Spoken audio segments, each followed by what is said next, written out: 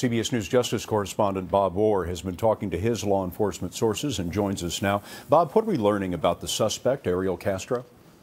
Well, Scott, turns out Ariel Castro was born in Puerto Rico in 1960, and we're told he moved to Ohio as a young child. Since April 1992, he's lived in that very same house on Seymour Avenue where the women were found. Castro is a part-time jazz musician who lost his job as a school bus driver back in 2012. Now, Dean Reynolds told us the women never left the property, and it turns out that the neighbors were never invited inside the house either. The captives, Scott, were held in isolation. Does Castro have a record other than this? Very small record, Scott. He was arrested once in 1993, but a grand jury there declined to indict him. And then in 2005, the estranged mother of his two daughters sought a court protection from Castro. The woman accused Castro of beating her, claiming that he broke her nose and threatened to kill her and their daughters.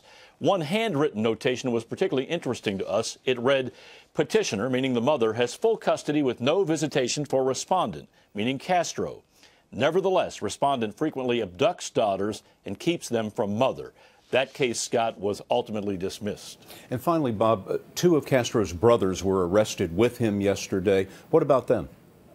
Well, the police explained today that they did pick up those men at the same time they grabbed Ariel Castro. But now prosecutors, taking a hard look at the evidence, say there is no evidence that Pedro and O'Neill Castro played any role whatsoever in the abduction, so they're not expected to be charged. But investigators still asking a lot of questions, trying to understand how one man could possibly hold three captives for a decade in the middle of a city without anybody knowing anything about it. And one more thing, Scott, we're now told the police also looking at another house, searching that house just down the street for other possible evidence. Bob Orr in our Washington newsroom. Bob, thanks very much.